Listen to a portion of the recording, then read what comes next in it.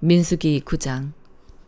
그들이 이집트에서 나온 지 2년째 되는 해 첫째 달에 여호와께서 시내 광야에서 모세에게 말씀하셨습니다. 이스라엘 자손이 정해진 때에 유월절을 지키게 하여라.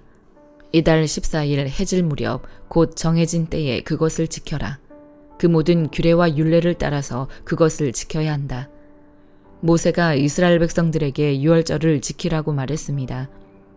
그러자 그들은 그달 14일 해질 무렵에 처음으로 시내 광야에서 유월절을 지켰습니다. 여호와께서 모세에게 명하신 그대로 이스라엘 자손이 행했습니다. 그러나 그들 가운데 사람의 시체로 인해 부정해져서 그날의 유월절을 지키지 못하게 된 사람들이 있었습니다. 그들이 그날 모세와 아론에게로 왔습니다. 그리고 그 사람들이 모세에게 말했습니다. 우리가 시체로 인해 부정해졌습니다. 하지만 다른 이스라엘 자손들과 함께 정해진 때에 여호와께 예물을 드리지 못하게 하시면 어떻게 합니까? 모세가 그들에게 대답했습니다. 너희에 관해 여호와께서 어떻게 명령하시는지 알아볼 테니 기다려라. 여호와께서 모세에게 말씀하셨습니다. 너는 이스라엘 백성들에게 말하여라. 너희나 너희 자손들 가운데 누구든 시체로 인해 부정해지거나 멀리 여행을 하고 있다고 할지라도 여호와께 유월절을 지키라. 그런 사람은 둘째 달 14일 해질 무렵에 그날을 지키면 된다. 누룩 없는 빵과 쓴 나물과 함께 어린 양 고기를 먹도록 하라. 아침까지 하나도 남겨서는 안 되고 뼈를 하나도 꺾어서는 안 된다. 모든 규례를 따라 유월절을 지키라. 부정하지도 않고 여행을 떠나지도 않았는데 유월절을 지키지 않는 사람은 자기 백성 가운데서 끊어질 것이다. 이는 그가 여호와의 예물을 정한 때에 바치지 않았기 때문이다. 이런 사람은 자신의 죄를 짊어져야 한다. 너희 가운데 사는 이방 사람이 여호와를 위해 유월절을 지키고 싶어하면 규례와 율례를 따라 그렇게 하게 하라. 이방 사람이나 내국 사람이나 규례는 동일하다. 성막을 세우던 날 구름이 성막 곧 회막을 덮었습니다. 저녁부터 아침까지 구름이 성막 위에 불의 모습으로 있었습니다. 이 일이 계속됐습니다. 구름이 성막을 덮고 있었고 밤이 되면 불처럼 보였습니다. 구름이 성막 위에서 떠오를 때면 이스라엘 백성들은 길을 떠났습니다. 그리고 구름이 머무르면 이스라엘 백성들은 진을 쳤습니다. 여호와의 명령을 따라 이스라엘 자손이 길을 떠나고 여호와의 명령을 따라 진을 쳤습니다. 구름이 성막 위에 머물러 있는 동안 그들은 진을 치고 머물렀습니다. 구름이 성막 위에 오랫동안 머무를 때는 이스라엘 백성들은 여호와의 지시에 순종해 길을 떠나지 않았습니다. 때로는 구름이 성막 위에 며칠만 머물 때도 있었습니다. 그들은 여호와의 명령을 따라 진을 쳤고 여호와의 명령을 따라 길을 떠났습니다. 때로는 구름이 저녁부터 아침까지만 머물러 있을 때도 있었습니다. 그런 때 그들은 아침에 구름이 떠오르면 길을 떠났습니다. 낮이든 밤이든 구름이 움직이면 그들은 길을 떠났습니다. 이틀이고 한 달이고 1년이고 구름이 성막 위에 머무르면 이스라엘 자손은 진에 머무르고 길을 떠나지 않았습니다. 그러다 구름이 떠오르면 그들은 길을 떠났습니다. 여호와의 명령을 따라 그들은 진을 치고 여호와의 명령을 따라 길을 떠났습니다. 그들은 여호와께서 모세를 통해 하신 여호와의 명령에 순종했습니다. 시편 45편. 내가 왕을 위해 아름다운 시를 읊조리게 되니 마음이 떨리지 않을 수 없습니다. 내 혀는 능숙한 작가의 붓입니다. 왕은 사람이 낳은 이 가운데 가장 아름다운 분입니다. 왕의 입술 안으로 은혜가 쏟아졌으니 하나님께서 왕에게 영원한 복을 주셨습니다. 오 지극히 강하신 이여, 왕의 칼을 옆에 차고 영화와 위엄으로 옷 입으소서. 왕은 진리와 겸손과 의를 위해 위엄 있게 말을 타고 당당히 나가소서. 왕의 오른손이 두려운 일들을 가르쳐 줄 것입니다. 왕의 화살이 날카로워 왕의 적들의 심장을 뚫으니 그들이 왕의 발 아래 쓰러집니다. 오 하나님이여, 주의 옥좌는 영원할 것이며 주의 나라의 규는 공의의 규가 될 것입니다. 왕이 의를 사랑하고 악을 싫어하니 왕의 하나님께서 왕에게 기쁨의 기름을 부어 왕의 동료들 위에 세우셨습니다. 왕의 묻은 옷에서 모략과 알로에와 계피 향이 나며 상하궁에서 흘러나오는 현악 소리가 왕을 기쁘게 합니다. 왕이 소중히 여기는 여자들 가운데 여러 왕의 딸들이 있고 왕의 오른쪽에는 오빌의 금으로 치장한 왕후가 있습니다. 오 딸아, 듣고 생각하고 귀를 기울여라. 네 백성들과 네 아버지의 집은 이제 잊어버려라. 그리하면 왕이 네 아름다움에 흐뭇해하실 것이다. 그분이 네 주인이시니 너는 왕께 경배하여라. 두로의 딸이 선물을 들고 올 것이요 부유한 백성들도 네 은총을 구할 것이다. 왕의 딸이 그 안에서 모든 영광을 누리니 그 옷은 금으로 수놓은 것입니다. 그가 수놓인 옷을 입고 왕께로 인도될 것이며 시녀들도 그 뒤를 따를 것입니다. 그들은 기뻐하고 즐거워하며 이끄는 대로 왕궁으로 들어갈 것입니다. 왕의 자녀들은 왕의 조상의 자리를 이어받고 왕께서 그들을 온 땅의 왕들로 삼을 것입니다. 내가 온 세대에 걸쳐 왕의 이름을 기억하게 할 것이니 그러므로 백성들이 영원토록 왕을 찬양할 것입니다. 아가 7장. 귀한 사람의 딸이여, 신을 신은 그대의 발이 얼마나 아름다운지요. 우아한 그대의 다리는 장인의 손으로 정성 들여 세공한 보석과 같습니다. 당신의 배꼽은 혼합 포도주를 가득 부은 둥근 잔 같고 그대의 허리는 백합화로 두른 밀당 같습니다. 그대의 젖가슴은 암사슴의 쌍둥이 새끼 같고 그대의 목은 상아탑 같습니다.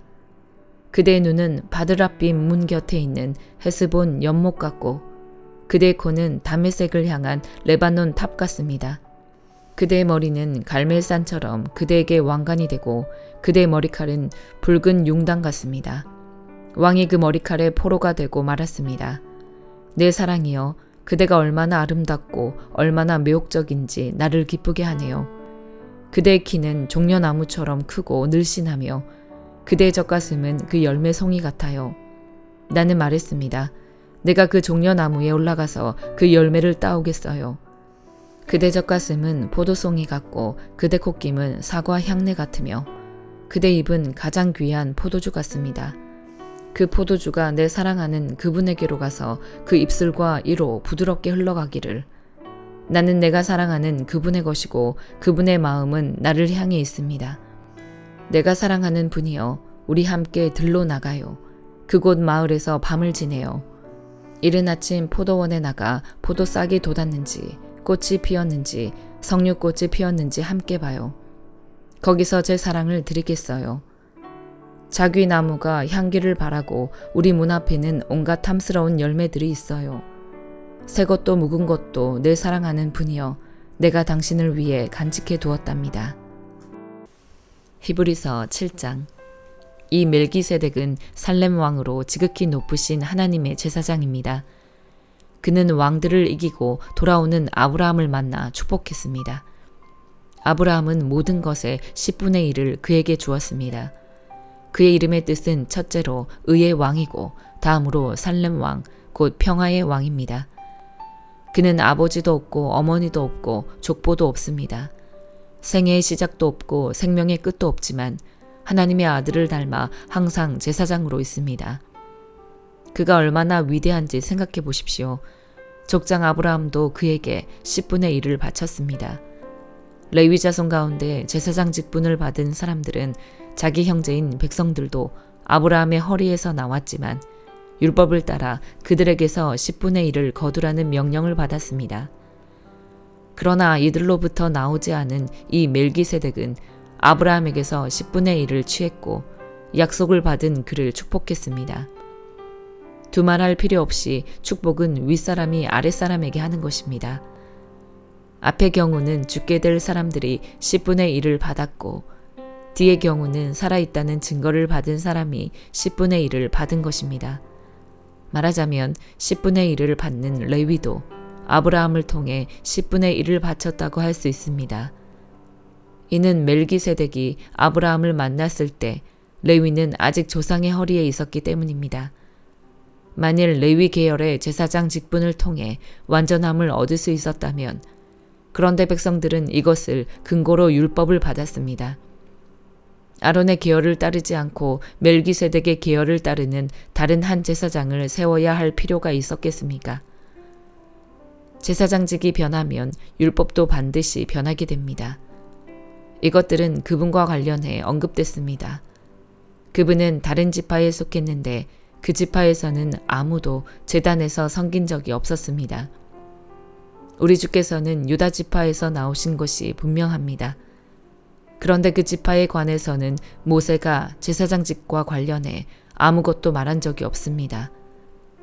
그리고 이 사실은 멜기세덱과 흡사한 다른 한 제사장이 일어난 것을 볼 때 더욱 분명합니다.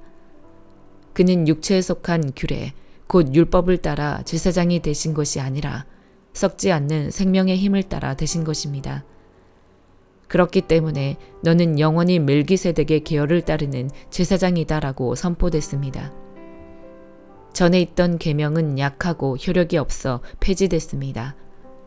이는 율법이 아무것도 완전하게 할 수 없기 때문입니다. 그러므로 더 나은 소망이 들어왔고 이를 통해 우리가 하나님께 가까이 나아가는 것입니다.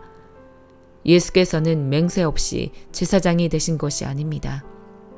레위 계통의 사람들은 맹세 없이 제사장이 됐습니다. 그러나 그는 자기에게 말씀하시는 분의 맹세로 제사장이 되셨습니다. 주께서 맹세하셨으니 그분은 마음을 바꾸지 않으실 것이다. 너는 영원히 제사장이다. 이와 같이 예수께서는 더 좋은 언약을 보증해 주시는 분이 되셨습니다. 레위 계통의 제사장들은 죽음 때문에 그 직책을 계속 수행할 수 없었기 때문에 그 수가 많았습니다. 그러나 예수께서는 영원히 사시는 분이시므로 제사장직을 영원히 누리십니다.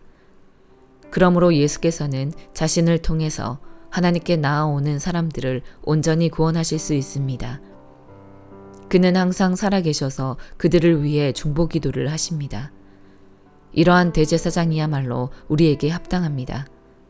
그분은 거룩하고 순결하고 흠이 없고 죄인들과 구별되시며 하늘보다 높은 곳으로 오르신 분이십니다. 그분은 다른 제사장들처럼 먼저 자신의 죄를 위해 그 다음에 백성들의 죄를 위해 날마다 제사를 드릴 필요가 없습니다.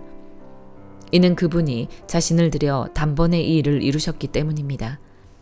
율법은 연약함을 가진 사람을 대제사장으로 세웠으나 율법 후에 주어진 맹세의 말씀은 영원히 완전케 되신 아들을 대제사장으로 세웠습니다.